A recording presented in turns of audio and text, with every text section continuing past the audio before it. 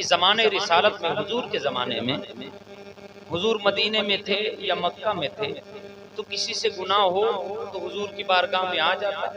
लेकिन हमसे गुनाह दिन रात होता है, हर वक्त हर लम्हा होता है।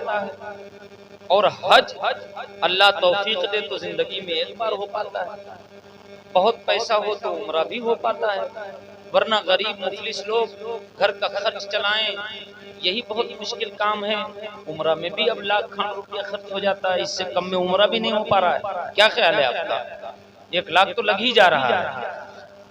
तो फिर गुनाह और हुजूर के मानने वाले मुसलमान मोमिन दुनिया के हर कोने, हर गोशे, हर मुल्क, हर खित्ते में है। जरा बोलिए ना सुभान अल्लाह।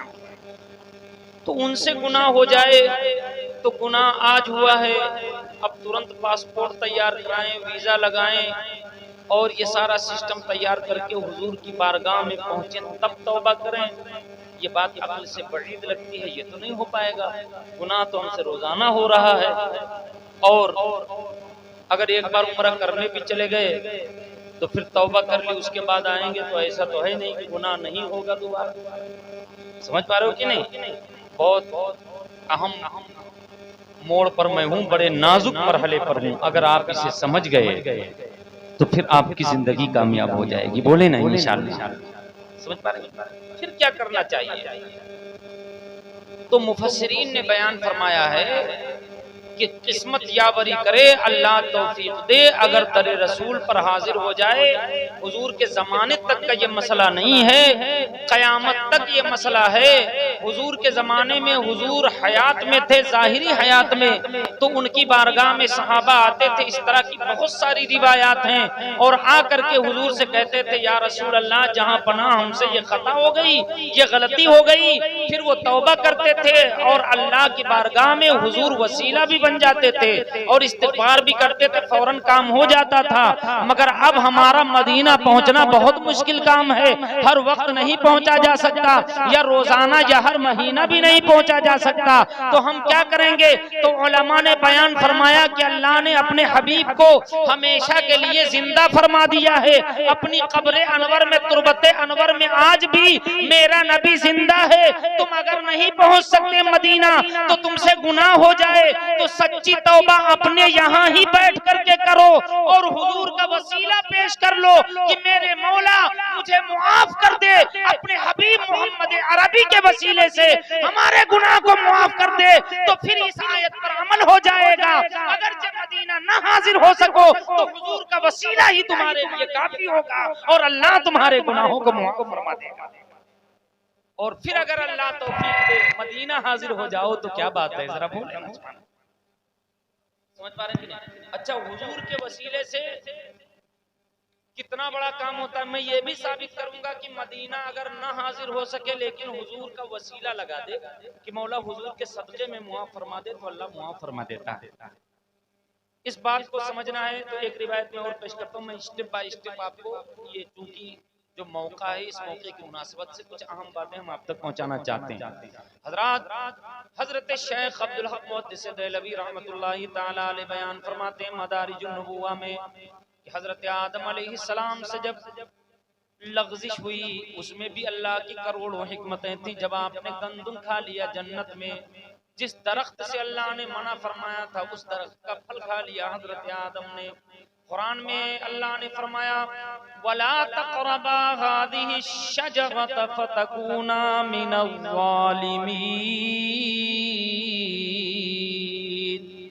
अल्लाह ने फरमाया, ऐ आदम व हव्वा, हर किसी इस दरख्त के करीब न जाना, गंदुम के दरख्त के करीब, और अगर गए तो हद से बढ़ने वालों में हो जाओगे। अल्लाह की मशीयत ऐसा हो गया और उस दरख्त के करीब भी जनाबे आदम गए और उसका फल भी खा लिया। जब उसका फल खा लिया तो अल्लाह पाक ने हुक्म फरमाया, कुलना हबितू मिन्हा जमीआ, कि तुम सब के सब जन्नत से निकल जाओ और जन्नत से जमीन की तरफ उतर जाओ। हजरत आदम और हजरत हव्वा को अल्लाह ने जन्नत से जमीन की तरफ उतार दिया। अब जब जमीन पर आए तो हजरत आदम अलैहिस्सलाम अफसोस में 300 साल तक रोते रहे। इतना रोए कि तफसीरों में आया है कि आपके आंसुओं से नहरें बह पड़ी, इतना रोए। अल्लाह के खौफ से, अल्लाह की याद में, अल्लाह की मोहब्बत में कि मुझसे लग़ज़िश हो गई। अल्लाह ने मना फरमाया था और मुझसे ये काम हो गया, लेकिन अचानक ध्यान आया। क्या ध्यान आया? ध्यान आया कि जब अल्लाह ने अपनी कुदरत से मुझ में रूह फूंकी थी, मेरा पुतला तैयार हुआ था, अल्लाह ने रूह डाली थी। जब मेरी आंख खुली थी तो मैंने देखा था कि अल्लाह के अर्श के खंभों पे लिखा हुआ था, ला इलाहा इल्लल्लाह मुहम्मदुर रसूलुल्लाह। अल्लाह के सिवा कोई इबादत के लायक नहीं, मोहम्मद सल्लल्लाहु अलैहि वसल्लम अल्लाह के रसूल हैं। हजरत आदम चूंकि नबी हैं और तमाम नबियों के अब्बू भी जनाबे आदम ही हैं। जरा बोले ना सुभान अल्लाह। जितने आदमी हैं तमाम आदमियों के बाप आप हजरत आदम अलैहिस्सलाम अबुल बशर हैं, तमाम इंसानों के बाप हैं। और हर नबी इंसान है तो तमाम नबियों के भी बाप हैं। अब हजरत आदम अलैहिस्सलाम चूंकि खुद नबी थे, इल्म वाले, अक्ल वाले, दानिश वाले, अल्लाह ने तो आपको वो उलूम अता फरमाए। सुभान अल्लाह, सुभान अल्लाह। कि अल्लाह पाक खुद इरशाद फरमाता है, वअल्लमा आदमल अस्माअ कुल्लहा। अल्लाह ने आदम को पूरी कायनात की तमाम चीजों के नाम सिखा दिए थे। तो हजरत आदम अलैहिस्सलाम को कई लाख ज़बानों का इल्म था। हजरत आदम पढ़े लिखे, सुभान अल्लाह। अल्लाह का नबी सबसे ज्यादा इल्म वाला, अक्ल वाला, सबसे ज्यादा दानिश वाला, सबसे ज्यादा वजीहो शकील। अल्लाह का नबी सबसे ज्यादा खूबसूरत भी होता है और अपने जमाने में सबसे ज्यादा इल्म वाला और अक्ल वाला भी होता है। तभी तो अल्लाह उसे कौम की रहनुमाई के लिए भेजता है। हजरत आदम अलैहिस्सलाम 300 साल तक रोते रहे। उसके बाद ख्याल आया कि अल्लाह ने अपने नाम के साथ जरूर उसी का नाम लिख करके रखा है, टच करके, जिसको अल्लाह बहुत चाहता है, जिससे अल्लाह बहुत मोहब्बत फरमाता है। तभी तो अल्लाह ने उसके नाम को अपने नाम से जुदा नहीं फरमाया है। जब ये ख्याल आया तो अल्लाह की बारगाह में 300 साल रोने के बाद में हाथ उठाया। अब देखिए हदीस में क्या है, शेख अब्दुल हक मुहद्दिस देहलवी मदारिजुन नबुव्वा में क्या लिखते हैं, पहले ये देख लीजिए, स्टेटस देख लीजिए। कभी कभी इन रिवायतों को लोग ज़ईफ कह करके और वाहियात बातें करते हैं। हजरत शेख अब्दुल हक मुहद्दिस देहलवी उस जात का नाम है कि हिंदुस्तान में जब कोई हदीस नहीं जानता था उस वक्त ये मुहद्दिस हदीस का काम करता था। आज अगर हिंदुस्तान में लोग हदीस जानते हैं, नबी की सीरत जानते हैं, तो लोगों पर सबसे बड़ा एहसान हजरत शेख अब्दुल हक मुहद्दिस देहलवी का। फारसी चलती थी, फारसी जबान में मदारिजुन नबुव्वा और हुजूर की सीरत पर सबसे अहम किताब हजरत शेख अब्दुल हक मुहद्दिस देहलवी ने लिखी। मिशकात में आज भी जो हदीसों के कानून है, सही, ज़ईफ, हसन, हसन लिज़ाती, हसन लिगैरिही, मशहूर, गरीब, मकबूल, मरदूद, ये हदीस के डिपार्टमेंट्स हैं। तो हदीसों के समझने के जो कानून है, हदीसों की किस्में हैं, हदीसों की काइंड्स हैं, वो हजरत शेख अब्दुल हक मुहद्दिस देहलवी की कलम से लिखा हुआ आज भी मिशकात के साथ छपता है। ये मिशकात हदीस की किताब है। हदीस पढ़ने से पहले शेख अब्दुल हक मुहद्दिस देहलवी के उसूल हदीस को पढ़ाया जाता है कि पहले इस बारगाह में दस्तक दे लो, शेख अब्दुल हक मुहद्दिस देहलवी के उसूल हदीस पढ़ लो, ताकि हदीस समझने में कोई दिक्कत ना आने पाए। उस जात का नाम शेख अब्दुल हक मुहद्दिस देहलवी है। अब आप अंदाजा कीजिए, ऐसे अजीम मुहद्दिस ने जब हदीस नकल की होगी तो कितना एहतियात किया होगा, कितना मोतबर होगा। अब आप फरमाते हैं, पूरी तवज्जो करिए, ये इसी गांव का है क्या? इसी गांव का है लड़का, इसी गांव का। अच्छा, पहले में बोले तुम यही गांव का, सोचते कौन बेइज्जती ना हो जाए। चलो कोई और उठा है बेचारा, ये क्या हो रहा है? चलो कर लेने दीजिए, इसी वक्त में जिसको जो करना हो सारा जुल्म मुझ पर ही कर लीजिए। दुरूद शरीफ पढ़िए आप लोग, पढ़िए अल्लाहुम्मा सल्ली व सल्लिम अला सय्यिदिना व नबियिना व मौलाना मुहम्मदिन मअदिनिल जुदी वल करम व अलैहि व बारिक व सल्लिम। सलातु व सलामुन अलैका सय्यदी या रसूल अल्लाह सल्लल्लाहु तआला अलैहि वसल्लम। तवज्जो, हजरत शेख अब्दुल हक मुहद्दिस देहलवी कहते हैं कि हजरत आदम अलैहिस्सलाम को ख्याल आया कि अल्लाह ने अपने नाम के साथ जिस नाम को मिलाकर लिखा है वो जरूर अल्लाह का बहुत महबूब है। यकीनन महबूब हैं। तो फिर दुआ की, पता है कैसे दुआ की? अब वो दुआ सुनिए। अच्छा ये बताओ, हमारे और तुम्हारे सबके अब्बू हजरत आदम हैं कि नहीं है? सब लोग बोलो है ना? तमाम इंसानों के, अगर कोई वल्दियत का इनकार भी करे तब भी बाप हजरत आदम ही है। समझ पा रहे हो कि नहीं? हाँ, इनकार करने से भी काम नहीं चलेगा, क्योंकि उनको तमाम इंसानों का बाप अल्लाह ने बनाया है। किसने बनाया बोलो? अल्लाह ने बनाया है। कुरान में खुद अल्लाह ने फरमाया वखलक़ मिन्हा ज़ौजहा, अल्लाह ने आदम को अपनी कुदरत से बनाया, फिर उनसे उनकी बीवी को बनाया।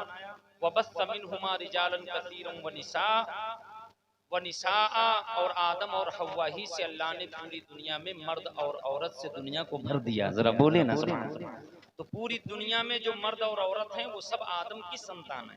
किसकी संतान है बोलो? आदम की संतान है। ये मैं इसलिए कहलवा रहा हूँ ताकि आपके ज़हन में कोई गलत अकीदा न भरने पाए। अब तो हमारे यहाँ स्कूलों में बच्चे पढ़ते हैं, उनको गलत अकीदा बता दिया जाता है, बताया जाता है इंसान पहले बंदर था फिर बाद में इंसान हुआ। समझ पा रहे हो कि नहीं? इसीलिए हम आपको आगे बिठाते हैं ताकि आपको वो अकीदा मिले जो अल्लाह ने अता फरमाया है, जो रसूलुल्लाह ने अता फरमाया है। और तुम भागते हो, फिर कैसे समझ पाओगे? बहरहाल ये हमारा टॉपिक नहीं है, कभी फिर मौका मिला तो इंशाअल्लाह इस मसले पर हम आएंगे। हम आपको जो बताना चाहते हैं वो तेजी से सुन लीजिए। मेरे पास भी अभी जलसा चलेगा। आपने देखा है एक बेहतरीन आवाज़ के मालिक अली जनाब गौस रजा साहब बहराइची, आज इनको सज़ा इसलिए मिली है कि ये लेट में आए हैं, तो लेट हो गए हैं, लेकिन ऐसा नहीं है कि इनको यहीं लेटा दीजिए, इनको भी पढ़वाना है इंशाअल्लाह। बोलिए ना इंशाअल्लाह, सुनेंगे ना इंशाअल्लाह? हाँ, लेकिन अब क्योंकि मुझे यहाँ लटका दिया गया है तो मैं अपना काम कर रहा हूँ। ए भैया, जो लोग जा रहे हो कम से कम देख लो, अगर कोई जरूरी काम ना हो तो ये झपड़म झयम बंद करा दो। बाकी आप लोग इधर रखो, माइक लगा हुआ है, कर लेने हो सकता है कोई जरूरी ही काम हो। दुरूद शरीफ पढ़ो, दुरूद शरीफ पढ़िए, होने दीजिए, पढ़िए दुरूद शरीफ। अल्लाहुम्मा सल्ली व सल्लिम अला सय्यिदिना व नबिय्यिना व मौलाना मुहम्मद बिन अब्दिल वल करम व आलिहि व बारिक वसल्लिम। सलातु व सलामुन अलैका सय्यिदी या रसूलल्लाह सल्लल्लाहु अलैहि वसल्लम। अब हजरत आदम अलैहिस्सलाम अल्लाह की बारगाह में दुआ करते हैं। क्या कहते हैं? अल्लाहुम्मा इन्नी अस्अलुका बिहक़्क़ि मुहम्मदिन अन तग़फ़िर ली ख़तीअती। कहते हैं मेरे मालिक व मौलाए, मेरे परवरदिगार, मोहम्मद के वसीले से जिनके नाम को अपने नाम के साथ तूने मिलाकर रखा है, उनके नाम से मेरी लग़ज़िश को, मेरी कोताही को मुआफ़ फरमा दे। बोले ना सुभान। अब हजरत आदम अलैहिस्सलाम मदीने में हैं कि जमीन पर? मदीने में नहीं थे। समझ पा रहे हो कि नहीं? सरंदीप में थे, और सरंदीप मदीना में नहीं है। और तब हुजूर की अभी विलादत भी नहीं हुई है, सिर्फ उनका नाम अर्श पे लिखा हुआ है। अल्लाह ने अभी दुनिया में भेजा, बोलो दुनिया में भेजा, सबसे आखिरी नबी बनाकर अल्लाह ने हमारे और तुम्हारे नबी मुहम्मदुर रसूलुल्लाह को भेजा है। जरा बोले ना सुभान अल्लाह। तो अभी हुजूर आए नहीं है, लेकिन देखा नाम को मिलाकर अल्लाह ने अपने नाम से लिखा है, तो फिर उनका वसीला पेश किया। क्या कहा है अल्लाह? मोहम्मद के वसीले से, बिहक़्क़ि मुहम्मदिन, मोहम्मद के वसीले से मेरी लग़्ज़िश को मुआफ़ फरमा दे। जब ये दुआ की तो अल्लाह ने पूछा कैफ़ा अरफ़्ता मुहम्मदा, ऐ आदम बात की बात है कि तुम्हारी लग़्ज़िश मुआफ़ करूँगा, लेकिन ये बताओ कि मोहम्मद को तुमने पहचाना कैसे? बोल देना सुभान अल्लाह। अच्छा, अल्लाह को तो सब पता है। हमारे यहाँ 1.5 किताब पढ़ते हैं लोग, और उसके बाद कहते हैं कि लो अगर हुजूर को ये पता था तो पूछा क्यों? लॉजिक लगता है कि सारी लल्ही इन्हीं के दिमाग में घुसी हुई है। तो यहाँ क्या कहोगे? हालांकि अल्लाह फरमाता है इन्नल्लाह अलीमुम बिदातिस सुदूर, सीनों में भी जो कुछ है अल्लाह उसे भी जानता है। तो अल्लाह को जब सब पता है तो अल्लाह ने पूछा क्यों आदम से? तो क्या कहोगे? अल्लाह को पता नहीं? माज़अल्लाह, अगर ये कहोगे तो ईमान लापता हो जाएगा। अल्लाह को सब पता, वल्लाहु खबीरुम बिमा तामलून, अल्लाह तुम्हारे हर काम से बाखबर है, जो तुम्हारे दिलों में है खुदा वो भी जानता है। मगर अल्लाह ने पूछा क्यों, सवाल अब भी बरकरार है। समझ पा रहे हो कि नहीं? तो मैं आपको जल्दी से जवाब दे दूं, ज्यादा बजाऊंगा नहीं। बात यह है कि अल्लाह के हर काम में हिकमत है। अल्लाह ने इसलिए पूछा ताकि ये रिवायतों में लिख दिया जाए, दलील बन जाए और इसे नकल कर लिया जाए, ताकि कयामत तक आने वाले आदम की औलाद को पता चल जाए कि मोहम्मद का मर्तबा क्या है। और उनके बाप आदम का भी काम बना है तो मोहम्मद के वसीले और उनके नाम से बना है। ये हिकमत है। समझ पा रहे हैं कि नहीं? वरना अल्लाह को सब पता है। अब अल्लाह को पता है क्या कैसे पहचाना आदम ने मोहम्मद को, लेकिन फिर भी पूछता है कैफा अरफ्ता मुहम्मदा, ऐ आदम ये बताओ कि मोहम्मद को कैसे पहचाना। तो हजरत आदम अलैहिस्सलाम भी ये नहीं कहते हैं कि मौला तू तो जानता है फिर क्यों पूछता है। हजरत आदम अलैहिस्सलाम समझते हैं कि अल्लाह के हर काम में हिकमत है, एतराज नहीं करते हैं। अर्ज करते हैं मेरे मौला जब तूने मुझ में रूह डाली, पैर की तरफ से तूने रूह डाली, जब आंख तक रूह पहुंची और आंख मेरी खुली तो मैंने देखा तो तेरा अर्श नजर आया और तेरे अर्श के खंबे नजर आए, और अर्श के खंबों पर मैंने देखा ला इलाहा इल्लल्लाह मुहम्मदुर रसूलुल्लाह दोनों साथ में लिखे हुए थे। मैंने इसी से जान लिया कि मोहम्मद जरूर तुझे पूरी कायनात में सबसे ज्यादा प्यारे हैं। इसीलिए मैंने आज मौका मुनासिब समझा कि उन्हीं का वसीला लगाकर अल्लाह की बारगाह में मग़फ़िरत तलब की जाए, अल्लाह से मुआफ़ी मांगी जाए तो अल्लाह मुआफ़ फरमा देगा।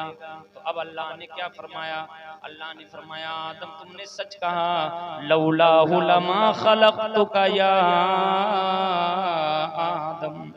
तौबा तो तौबा है आदम, अगर मेरा हबीब मोहम्मद न होता तो आदम तुमको पैदा ही न करता, तुमको पैदा न करता।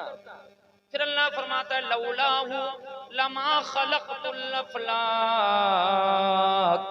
आदम और सुनो, जिसको तुमने मेरे नाम के साथ देखा है उसका मर्तबा मैंने क्या बनाया है। अगर मोहम्मद को न बनाता तो आसमान ये सातों आसमानों का शामियाना न बनाता। लौलाहु लमा खलक़तुल अर्ज़ीन। ऐ आदम अगर मेरे हबीब मोहम्मद न होते तो सातों जमीन न बिछाता। लौलाहु लमा खलक़तुद दुनिया कुल्लहा। खुलासा ये कि पूरी दुनिया पूरी कायनात मैंने बनाई तो मोहम्मद के लिए बनाई है सल्लल्लाहु अलैहि वसल्लम। सब लोग एक बार कहें सल्लल्लाहु अलैहि वसल्लम। अब आप देखिए हजरत आदम अलैहिस्सलाम 300 साल तक रोते रहे, और 300 साल रोने के बाद जब हजरत आदम अलैहिस्सलाम ने हुजूर का नाम पेश किया वसीले के तौर पर, तो फिर रिवायतों में है कि अल्लाह ने हजरत आदम अलैहिस्सलाम की तौबा कबूल फरमा ली और लग़ज़िश को मुआफ फरमा दिया, और मजीद ये भी फरमाया कि आदम अगर मेरा हबीब न होता तो तुम्हें न बनाता, तो हमारे और तुम्हारे अब्बू जनाबे आदम अलैहिस्सलाम की तौबा मोहम्मद अरबी के वसीले से और उनके नाम के वसीले से मकबूल हुई है, और अल्लाह ने हजरत आदम की तौबा कबूल फरमाई है। तो आदमियों को भी चाहिए कि मोहम्मद अरबी के नाम को वो न भुलाएं। जब भी अल्लाह की बारगाह में तौबा करें तो मोहम्मद अरबी के वसीले से तौबा करें, ताकि अल्लाह को रहम आ जाए और अपने हबीब के वसीले से हमारा और तुम्हारा अल्लाह काम बनाए। ये बात समझने की है। ये तो मैंने आपको बात आई थी, रिवायत बता दी। तो अब आयत समझ गए कि जब हम और आप जुल्म कर बैठे अपनी जानों पर तो फिर हुजूर की बारगाह में जाएं। अब हुजूर की बारगाह में नहीं पहुंच सकते मदीना, तो फिर अल्लाह की बारगाह में तौबा करें और हुजूर का वसीला पेश करें, हुजूर का वसीला पेश करें, और हुजूर का वसीला पेश करके दुआ करें। अल्लाह पाक हमारी दुआ रद्द नहीं फरमाएगा, जरा बोले हमारा काम बन जाए। ये इतनी बात आप समझ गए। अब देखिए लोगों को शौक होता है दलीलों का कि बताओ कब्र पर हुजूर की, तो ये तो कुछ लोग जब ये हदीस बयान करो तो पता है, मैंने बताया ना कि एलएलबी उनके दिमाग में पहले से लगता है कि जैसे आम के बिरवा जामा है। तो कहते हैं ये तो हुजूर के जमाने की बात थी जब हुजूर मौजूद थे, हालांकि हुजूर आज भी मौजूद है, लेकिन वो कहते हैं कि जब हुजूर इस हयात ज़ाहिरी में थे तब सहाबा को हुक्म था कि हुजूर की बारगाह में जाएं। अब तो हुजूर कब्र में चले गए और कब्र वाला खुद ही मुहताज होता है। माअज़ल्लाह, बोलिए ना माअज़ल्लाह। हुजूर को अपनी तरह समझ लिया। अच्छा देखो, हुजूर से जिन्होंने इल्म हासिल किया है उन्हें सहाबा कहते हैं। क्या कहते हैं बोलो? सहाबा की डिफिनेशन क्या है? डिफिनेशन ये है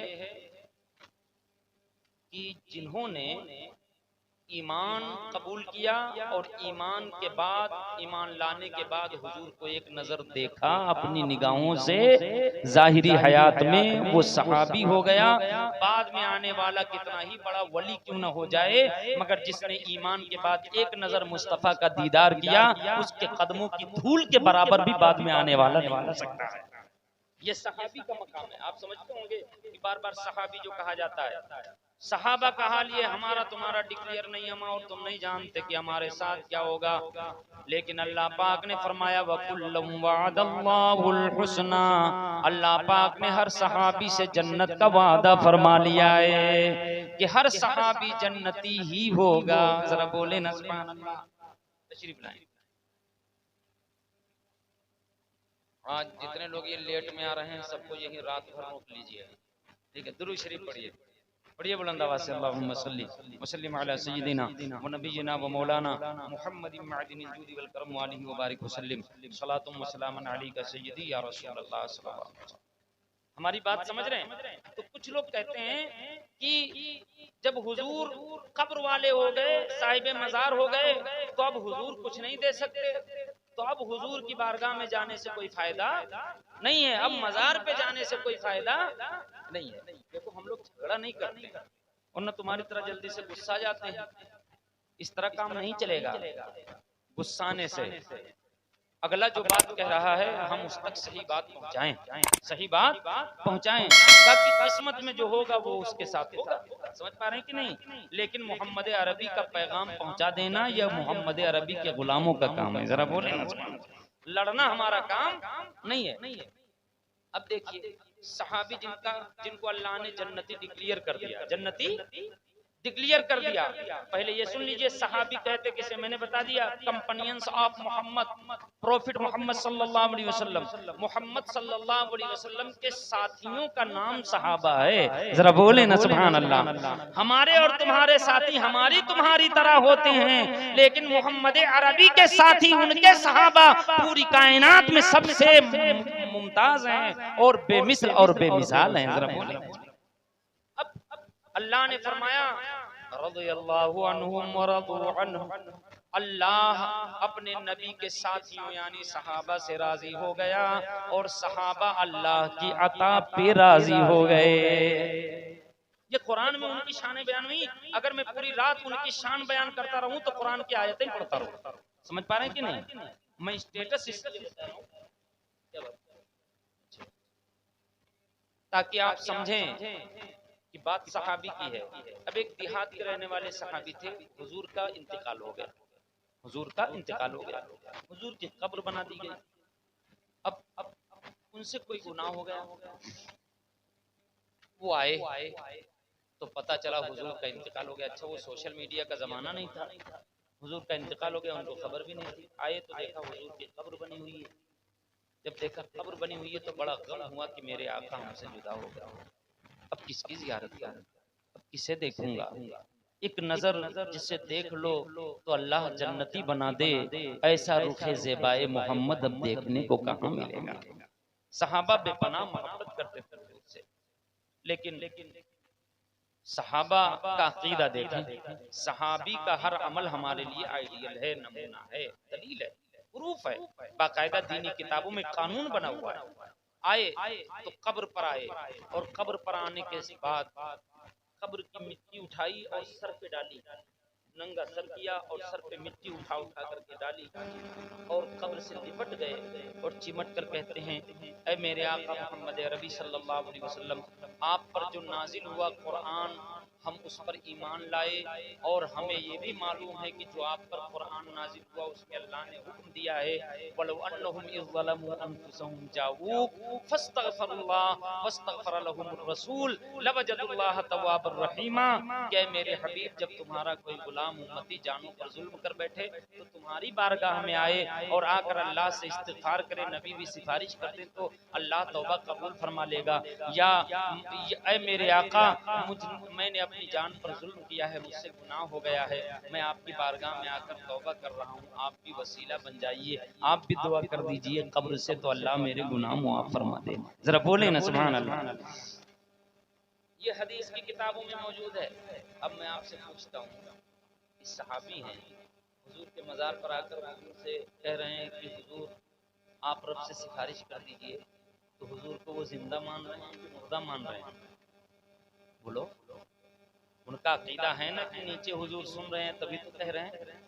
समझ पा रहे हो कि नहीं? हुजूर सुन रहे हैं तभी तो कह रहे हैं। और ये सहाबी का अमल है, खूब अच्छी तरह सुन लीजिए। मेरे आका ने फरमाया, अस्सहाबतु कुल्लुहुम उदूल अदूल, मेरे तमाम सहाबा अदल वाले हैं, इंसाफ वाले हैं, ज़ब्त वाले हैं। अल्लाह के नबी ने फरमाया मेरे तमाम सहाबा आदिल हैं। फिर एक जगह मेरे आका ने इरशाद फरमाया, सहाबी कन नुजूम फबिअय्यिहिम इक़्तदैतुम इह्तदैतुम, मेरे सहाबा सितारों के मानिंद हैं, जिसकी भी पैरवी कर लोगे वो राह रास्त तुम्हें दे देगा, जन्नत का रास्ता अता कर देगा।